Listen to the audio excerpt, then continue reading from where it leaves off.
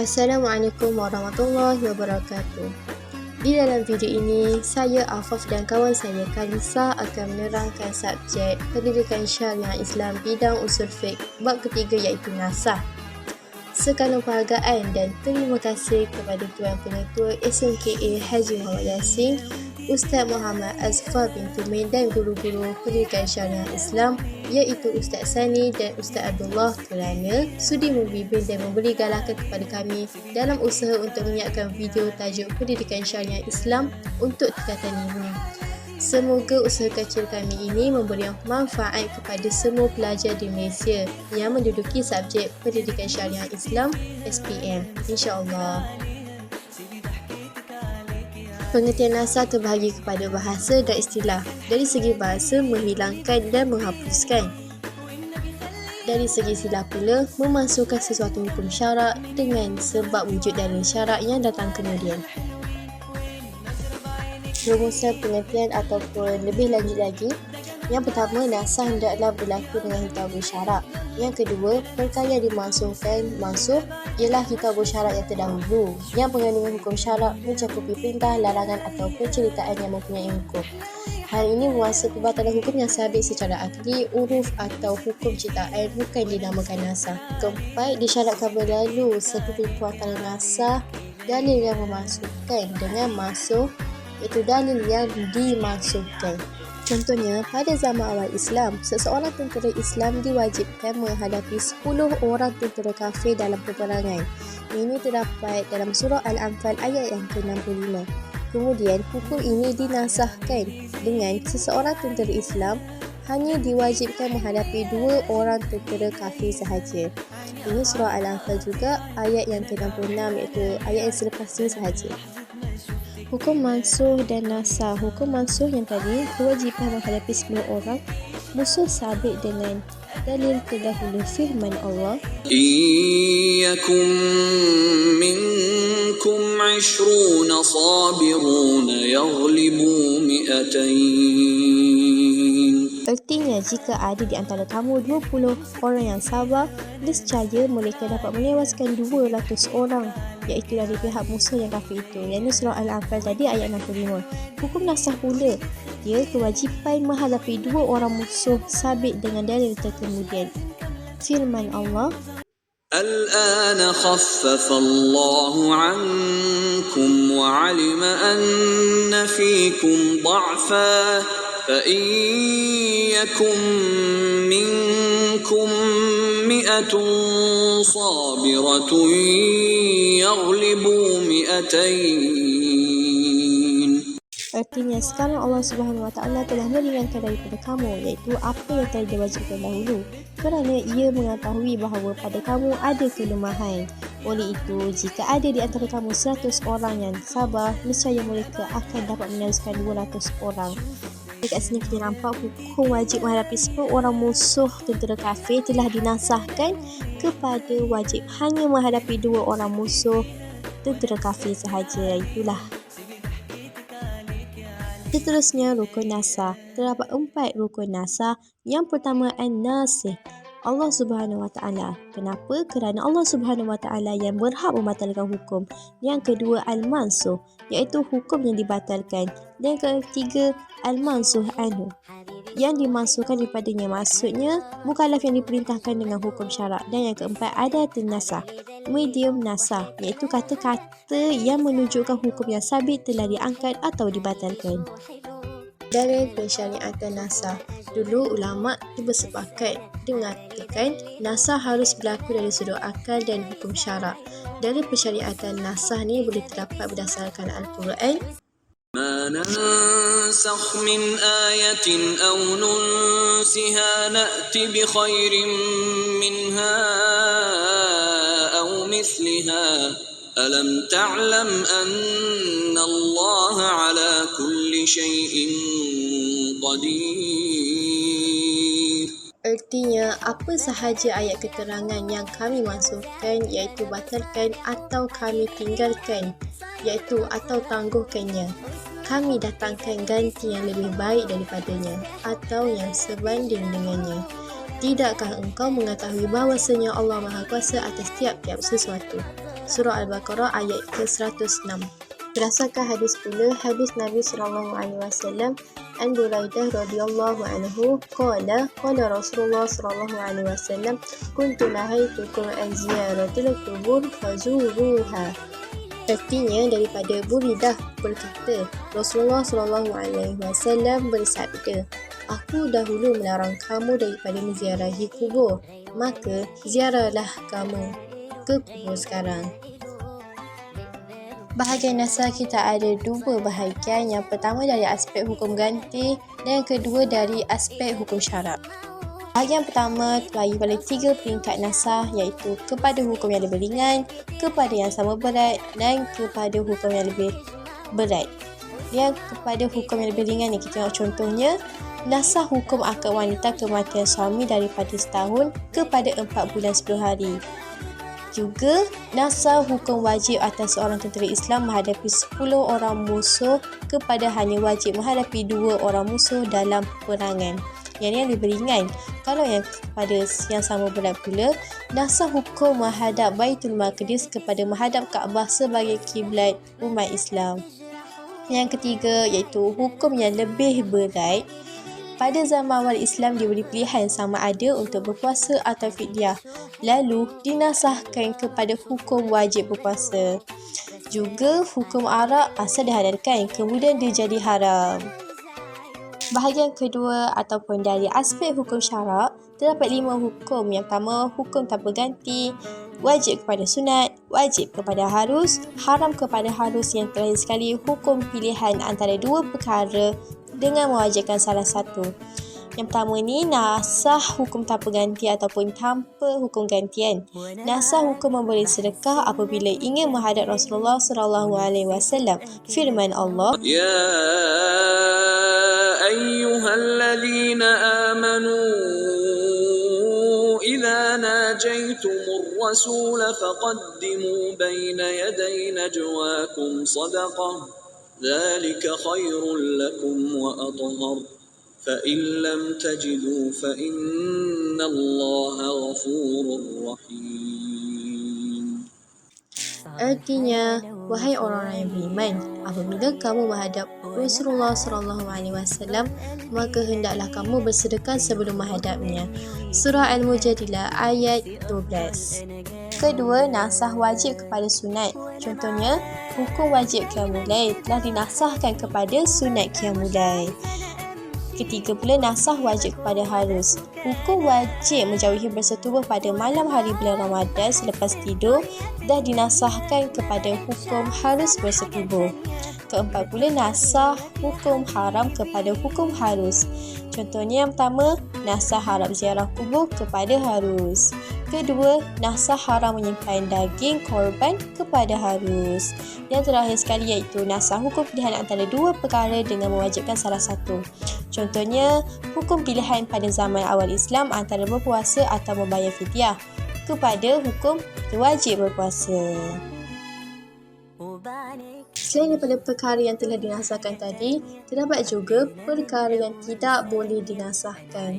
Contohnya, yang pertama, hukum berkaitan dengan akidah, iaitu beriman kepada Allah Subhanahu Wa Taala, malaikat, kitab, para rasul dan hari akhirat. Ini adalah rukun iman. Yang kedua, larangan kufur dan syirik. Firman Allah, ولقد بعثنا في كل أمة رسولا أن اعبدوا الله واجتنبوا الطاغوت. artinya, dan sesungguhnya kami telah mengutuskan dalam kalangan tiap-tiap umat seorang rasul. Hendaklah kamu menyembah Allah Subhanahu Wa Taala dan jauhilah taghut. Surah An-Nahl ayat 36. 2. Hukum berkaitan dengan asas-asas ibadah. Contohnya, kewajipan solat, zakat, puasa dan haji. Firman Allah, يا أيها الذين آمنوا كتب عليكم الصيام كما كتب على الذين من قبلكم لعلكم تتقون. artinya, wahai orang-orang yang beriman, kamu diwajibkan berpuasa sebagaimana diwajibkan atas orang-orang yang sebelum kamu, supaya kamu bertakwa. Surah Al-Baqarah ayat 183. Yang ketiga ataupun yang terakhir sekali ialah hukum berkaitan dengan akhlak mulia. Contohnya, kewajipan bersifat benar, amanah, adil dan menjaga maruah. Larangan sifat bohong, khianat, zalim dan perbuatan keji. Firman Allah, إن الله يأمر بالعدل والإحسان وإيتاء ذي القربى وينهى عن الفحشاء والمنكر والبغي يعظكم لعلكم تذكرون. artinya sesungguhnya Allah Subhanahu Wa Taala menyuruh berlaku adil dan berbuat kebajikan serta memberi bantuan kepada kaum kerabat dan melarang daripada melakukan perbuatan keji dan mungkar serta zalim. Dia mengajar kamu supaya kamu mengambil peringatan mematuhinya. Surah An-Nahl ayat 90. Assalamualaikum warahmatullahi wabarakatuh. Nama saya Khadisah dan saya akan meneruskan perbincangan ini. Antara subtopik yang akan saya bincangkan ialah bentuk nasakh, jenis nasakh, analisis hukum berkaitan nasakh yang terdapat dalam Al-Quran dan Al-Hadis, dan akhir sekali kepentingan memahami kaedah nasakh dalam penetapan hukum syarak. Bentuk nasakh yang pertama ialah nasakh bacaan dan hukum. Maksudnya, bacaan Al-Quran dan hukum, kedua-duanya dinasahkan. Contohnya ialah hukum hadanah. Daripada sebuah hadis ia bermaksud, ayat Al-Quran yang turun adalah 10 kali susuan yang tertentu yang menyebabkan anak susuan menjadi mahram. Kemudian dimasukkan dengan 5 kali susuan yang tertentu. Okey, berdasarkan hadis yang saya baca tadi, dulu kalau nak jadi daripada susuan, disyaratkan mestilah 10 kali susuan sehingga kenyang. Barulah seseorang tu jadi daripada susuan. Tapi lepas dimasukkan, ia menjadi dengan syarat 5 kali susuan sehingga kenyang sahaja. So bacaan ni dimasukkan dan hukum untuk susuan ni pun dimasukkan. Dan sekiranya seseorang jadi daripada susuan, haram untuk mereka berkahwin sama daripada susuan yang lain. Bentuk nasakh yang kedua ialah nasakh hukum sahaja tanpa menasahkan bacaan. Maksudnya bacaan tersebut masih ada tapi hukum dalam bacaan tu tak dipakai lagi. Contohnya ialah hukum iddah. Dari surah Al-Baqarah ayat 240, maksudnya, dan orang-orang yang hampir mati di antara kamu serta meninggal isteri hendaklah berwasiat untuk isteri-isteri mereka, iaitu diberi mut'ah, pemberian suami kepada isteri yang diwajibkan setelah isteri diceraikan hingga setahun lamanya dengan tidak disuruh pindah dari tempat tinggalnya. Ayat Al-Quran ni masih ada dalam Al-Quran, tapi kita dah tak pakai dah hukum yang ada dalam ayat Al-Quran tu. Hukum iddah yang digunakan sekarang ialah 4 bulan 10 hari. Bentuk nasakh yang ketiga ialah nasakh bacaan sahaja tanpa menasahkan hukum. Maksudnya bacaan tersebut tak dibaca lagi dan sudah tiada, tapi hukumnya masih ada sehingga sekarang. Contohnya ialah hukum rejam bagi penzina yang sudah berkahwin. Daripada Abi Ka'ab berkata, surah Ahzab dahulunya menyamai surah Al-Baqarah kerana dahulu terdapat ayat, lelaki atau perempuan yang sudah berkahwin, jika mereka berdua berzina, maka rejamlah kedua-duanya. Okey, ayat dari surah Al-Ahzab ni dah tak ada dalam Al-Quran, tapi hukumnya masih ada dan digunakan sehingga sekarang. Seterusnya disambung dengan jenis nasakh. Okey, jenis nasakhnya ada 4. Yang pertama ialah nasakh Al-Quran dengan Al-Quran, yang kedua ialah nasakh Al-Quran dengan Al-Hadis, yang ketiga nasakh Al-Hadis dengan Al-Quran, dan yang keempat nasakh Al-Hadis dengan Al-Hadis. Kemudian kita sambung dengan analisis hukum berkaitan nasakh yang terdapat dalam Al-Quran dengan Al-Hadis. Berdasarkan jenis nasakh yang pertama tadi iaitu nasakh Al-Quran dengan Al-Quran, ia bermaksud Al-Quran yang dimenasahkan hukum dengan Al-Quran juga. Hukum iddah yang terdapat dalam surah Al-Baqarah ayat 240 ni menyatakan hukum iddah ialah setahun, namun dinasahkan kepada 4 bulan 10 hari berdasarkan surah Al-Baqarah ayat 234. Yang kedua ialah nasakh Al-Quran dengan Al-Hadis. Maksudnya, datang sebuah hadis yang menasahkan hukum dalam Al-Quran. Contohnya ialah hukum wajib berwasiat kepada ibu bapa dan kaum kerabat kepada tidak perlu berwasiat. Dulu daripada surah Al-Baqarah ayat 180 menyatakan kita ni wajib berwasiat kepada ibu bapa dan kaum kerabat. Namun datang sebuah hadis yang diriwayatkan oleh Abu Daud menyatakan kita tidak perlu berwasiat kepada ibu bapa dan kaum kerabat. Jenis yang ketiga ialah nasakh al-hadis dengan Al-Quran. Maksudnya, datang ayat Al-Quran yang menasahkan hukum dalam sesebuah hadis. Contohnya ialah hukum menghadap Baitul Maqdis kepada menghadap Kaabah. Pada asalnya, umat Islam menghadap Baitul Maqdis. Namun, setelah turun surah Al-Baqarah ayat 144 ini, nasakh hukum menghadap Baitul Maqdis kepada menghadap Kaabah. Akhir sekali, jenis yang keempat ialah nasakh al-hadis dengan al-hadis. Maksudnya, hukum yang Nabi Muhammad kata kemudiannya menasahkan apa hukum yang Nabi Muhammad cakap yang terdahulu. Contohnya ialah hukum haram ziarah kubur yang dinasahkan kepada hukum harus untuk ziarah kubur. Okey, subtopik yang terakhir iaitu kepentingan memahami kaedah nasakh dalam penetapan hukum syarak. Kepentingan yang pertama ialah mengetahui kaedah nasakh merupakan salah satu syarat ijtihad agar mengelakkan seseorang mujtahid atau mufti tersilap mengeluarkan hukum berdasarkan ayat Al-Quran atau hadis yang telah dimansuhkan.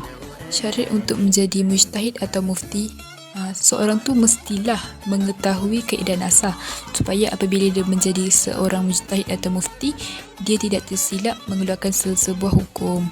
Kepentingan yang kedua ialah dapat membezakan antara hukum yang telah dimansuhkan dengan hukum yang masih tetap.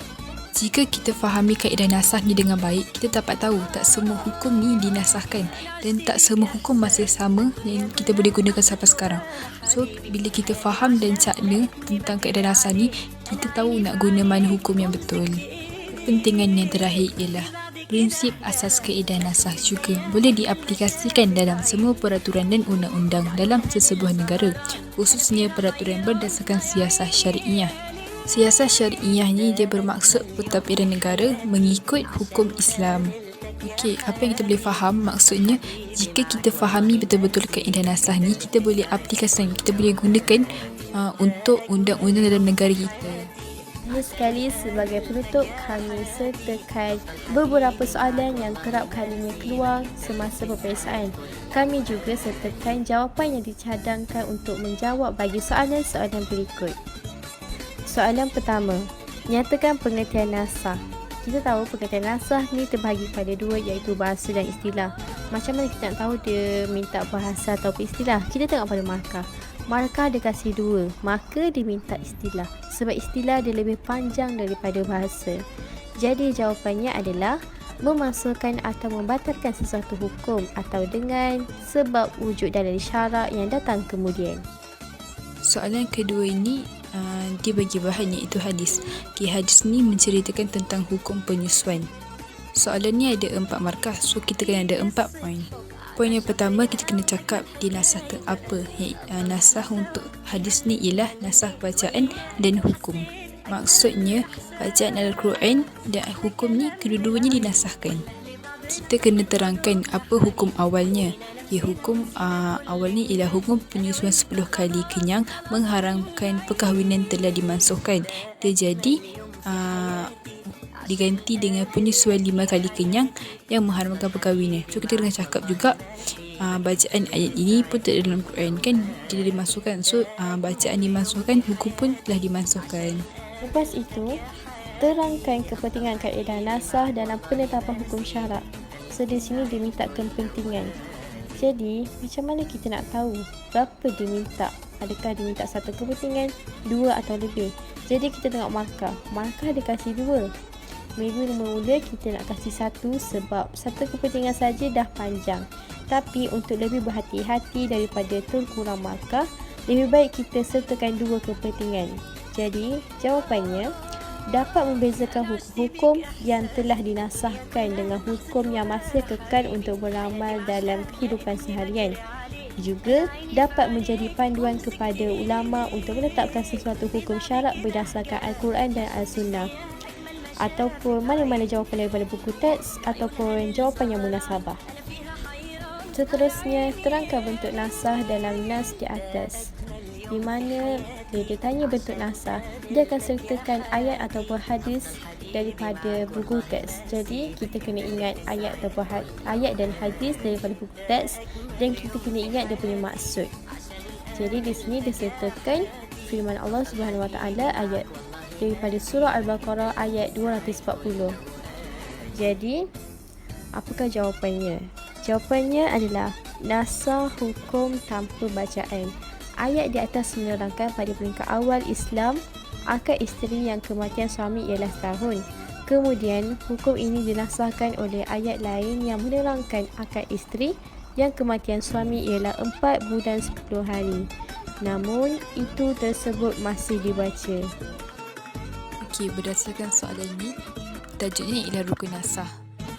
Okey, dia ada 4, iaitu An-Nasikh. Satu tempat kosong. Yang ketiga Al-Mansukhan. Dan yang keempat ialah Adatun Nasakh. So yang kedua tu ialah Al-Mansukh, iaitu hukum yang dibatalkan. Terima sudah berkongsian kami tentang tajuk nasakh ini. Saya Khadisah dan rakan saya Afaf. Kami berdua mengucapkan terima kasih kerana sudi menonton video kami. Dan kami juga memohon maaf andai ada yang terkurang daripada perkongsian kami pada kali ini. Sesungguhnya yang baik itu datang daripada Allah dan yang buruk itu datang daripada kelemahan diri kami sendiri. Semoga banyak manfaat yang kalian peroleh daripada video kami. Sekian, terima kasih. Assalamualaikum warahmatullahi wabarakatuh.